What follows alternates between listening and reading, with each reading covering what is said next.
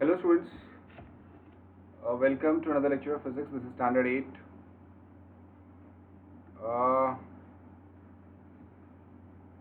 Last class हमने numericals complete किए हुए थे.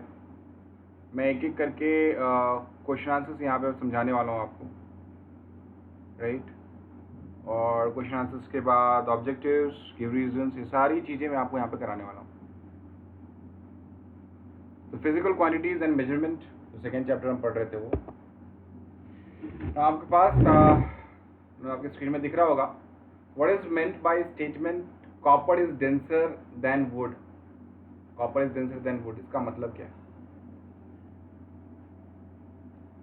देखो, पहले मैं आपको एक्सप्लेन करता हूँ what is the meaning and then we would try to frame it in sentence.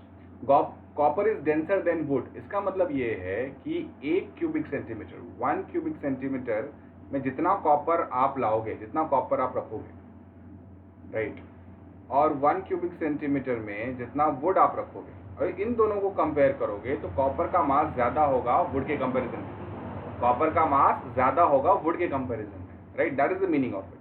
Copper is denser than wood means 1 cubic centimeter of copper will weigh more than 1 cubic centimeter of wood. एक 1 cubic centimeter अगर आप volume लोगे copper का और 1 cubic centimeter आप would लोगे तो इन दोनों में से कॉपर का वेट ज़्यादा होगा, कॉपर का मास ज़्यादा होगा. For example, copper has density of 8.6 gram per cubic centimetre. कितना होता है? 8.6 ग्राम पर क्यूबिक सेंटीमीटर. मतलब 1 क्यूबिक सेंटीमीटर में कितना मास होगा इसका? 8.6 होगा. उसी तरीके से यहाँ पे अगर आप देखोगे तो वुड में कितना है? यहाँ पे ग्राम पर क्यूबिक सेंटीमीटर. हाँ, यहाँ पे, हाँ, तो 1 क्यूबिक सेंटीमीटर में कितना होगा? 1.5 ग्राम होगा. तो मास किसका ज़्यादा है? मास आपका कॉपर का ज़्यादा. That is the meaning of copper is denser than would. Copper is denser than would. Define the term density and state it SI unit. बहुत बार आपने डिफाइन कर लिया. It's a mass per unit volume. Mass per unit volume, ठीक है. अच्छा, ऐसा unit क्या होगी? केजी पर मीटर क्यूब. केजी पर मीटर क्यूब जो यहाँ पे दी गई है, ठीक है. अच्छा, केजी पर मीटर क्यूब से आपको ग्राम पर क्यूबिक सेंटीमीटर करना हो तो कैसे करते हो आप? कैसे करते हो? ग्राम पर क्यूबिक सेंटीमीटर से केजी पर क्यूबिक मीटर क्यूब कैसे करते हो? इसको सिंपली आप मल्टीप्लाई कर दो 1000 से, ठीक है. आपको याद होगा density of water is 1 gram per cubic centimetre which is equal to 1000 kg per metre cube. 1000 kg per metre cube. I hope you are very much aware of these things, right? Question number 3. How does the density of liquid vary with the temperature? देखो, I'll explain once. You know, when you have a liquid in a container and when you heat, according to kinetic theory of matter, when you give a heat, this molecule starts vibrating vigorously. मतलब इसकी kinetic energy बढ़ती है. Kinetic energy बढ़ती है. जैसे kinetic energy बढ़ेगी वैसे इसका वॉल्यूम बढ़ेगा, बीच में स्पेस बढ़ेगा, मतलब वॉल्यूम बढ़ेगा. जैसे ही वॉल्यूम बढ़ेगा तो डेंसिटी घटेगा. We know that density is mass upon volume. As volume increases density decreases, ठीक है. ये जनरल लिक्विड की बात है. एक एक्सेप्शन है. जब वाटर को हीट करते हैं हम 0 डिग्री सेल्सियस से, जब वाटर को हीट करना शुरू करते हैं तो 4 डिग्री सेल्सियस तक ये एक्सपांड होने की जगह कॉन्ट्रैक्ट करेगा, सिकुड़ेगा. 0 डिग्री सेल्सियस से 4 डिग्री सेल्सियस तक आप अगर इसको हीट करोगे तो एक्सपांड नहीं करेगा, कॉन्ट्रैक्ट करेगा. और फिर 4 डिग्री सेल्सियस के बाद till 100 degree Celsius whatever, it expand.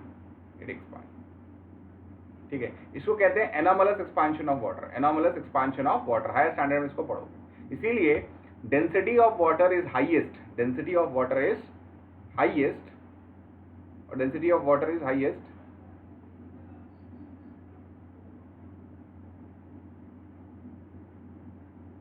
at 4 degree Celsius, which is 1 gram per cubic centimeter, which is 1 gram per cubic centimeter. I hope you have understood this. So when we heat any liquid, kinetic energy of the molecule increases. In doing so, it expands. We know that the density is inversely proportional to volume. इसका मतलब क्या है? अगर volume बढ़ेगा तो density कम होगा. Inversely proportional का मतलब ये है, आपको पता होगा ये बात. So when the volume increases, density decreases, right?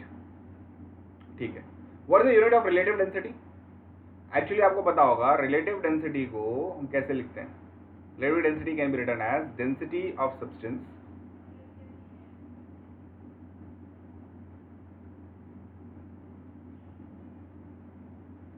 upon density of water at 4 degree Celsius. हमेशा at 4 डिग्री सेल्सियस कहते हैं क्योंकि 4 डिग्री सेल्सियस की बात याद रखना आप, एनामलस एक्सपेंशन ऑफ वाटर होता है इसीलिए. तो मान लो कि किसी भी यूनिट की डेंसिटी निकालनी है तो इसका यूनिट होगा ग्राम पर क्यूबिक सेंटीमीटर मान लो, और इसका भी यूनिट ग्राम पर क्यूबिक सेंटीमीटर. तो दोनों तो कट हो गए ना, तो ये यूनिट लेस क्वांटिटी है. मतलब यहाँ पे जीरो नहीं लिखना है, यूनिट लेस क्वांटिटी है. इसको यूनिट लेस क्वांटिटी कहते हैं. मतलब there is no unit of relative density. ठीक है. I hope you have understood this. Then the density of iron is 7.8 gram per cubic centimetre. Explain the statement. Very simple. ठीक है, बहुत अच्छी तरीके से आपको पता हो जाएगा कि अगर मैं एक क्यूबिक सेंटीमीटर का वॉल्यूम लूँ आयरन का, तो उसका जो मास मैं मेजर करूंगा वो मुझे होगा 7.8 ग्राम. 7.8 ग्राम. 2 क्यूबिक सेंटीमीटर का तो मल्टीप्लाई बाय 2, 3 क्यूबिक सेंटीमीटर का multiply by 3, right. That is the meaning of density. That is the meaning of density. You should understand this. How the relative density of liquid measure with the help of density bottle. देखो numerical में आपने बहुत अच्छी तरीके से इसको solve कर लिया, आपको बहुत अच्छी तरीके से ये पता होगा. ठीक है, कि क्या करना होता है डेंसिटी बॉटल को. See listen, I am explaining here. Density bottle में पहले तो आप एम्प्टी डेंसिटी बॉटल को मेजर कर लो. तो फर्स्ट क्या है, first measure the mass of an empty density bottle. Let's say M1 measure कर लिया. उसके बाद क्या किया, then measure the mass of density bottle filled with water. तो इसी डेंसिटी बॉटल में आप क्या करो, आप पानी डाल दो. क्या करो, पानी डाल दो, पूरा फिल कर दो पानी. ठीक है. अब इसको मेजर करो. Let me call this mass as M2. ठीक है. ठीक है. अच्छा एक चीज बताओ, वाटर का डेंसिटी कितना है? 1 gram per cubic centimetre. 1 gram per cubic centimetre मतलब 1 क्यूबिक सेंटीमीटर में 1 ग्राम होता है. ठीक है, 1 ग्राम होता है. अच्छा, क्या मैं इससे मास ऑफ वाटर निकाल सकता हूं? मास ऑफ वाटर निकाल सकता हूं. Mass of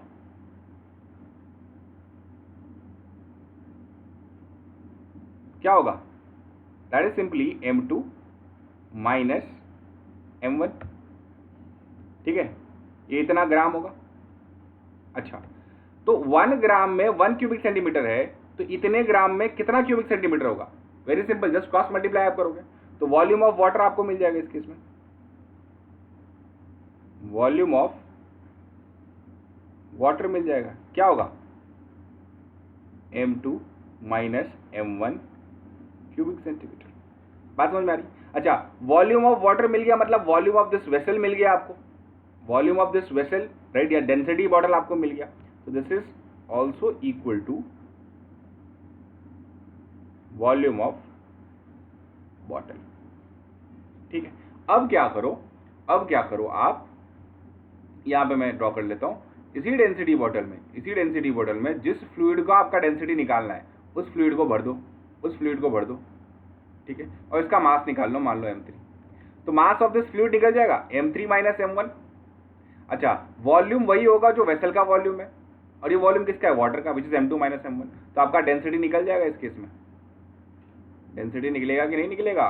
M3 minus M1 which is mass of the fluid divide by M2 minus M1. I hope you can understand this. ठीक है, तो ये डेंसिटी ऑफ द लिक्विड यहाँ निकल गया आपका. फिर रिलेटिव डेंसिटी तो आपको पता है, density of substance upon density of water at 4 degree Celsius, right. अगर ग्राम में है तो 1 ग्राम पर क्यूबिक सेंटीमीटर ले लो. अगर density of substance kg per metre cube है तो आप कितना लोगे? 1000 kg पर मीटर क्यूब लोगे. ठीक है, बहुत ही सिंपल सी चीज है, ध्यान से सुनो, आसानी से आपको आ जाएगा.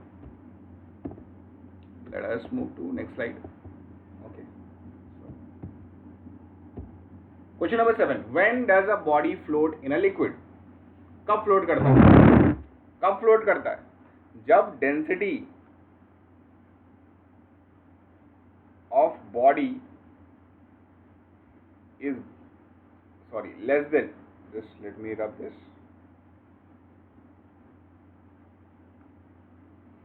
when density of body is less than density of body is less than density of fluid या liquid, तभी ये फ्लोट करेगा, ठीक है। मैंने लॉ ऑफ फ्लोटेशन में बहुत अच्छे तरीके से आपको बताया है, ठीक है। Explain the statement relative density of brass is 8.4। Again the same thing, relative density अगर 8.4 है तो क्या आप डेंसिटी निकाल सकते हो? यस, 8.4 ग्राम पर क्यूबिक सेंटीमीटर। अच्छा, अब इसका मतलब क्या कि 1 क्यूबिक सेंटीमीटर आप इस ऑब्जेक्ट का लो तो उसका जो मास होगा वो 8.4 ग्राम होगा। That is the meaning of it, right. I hope you have understood these question answers very nicely, ठीक है। प्लीज़ मेंटेन नोट्स, ठीक है। और इसके बाद मैं आपको गिव रीजंस एंड डेफिनेशन से सारी चीज़ें मैं यहाँ पे आपको कराने वाला हूँ, ठीक है। Take care, bye bye.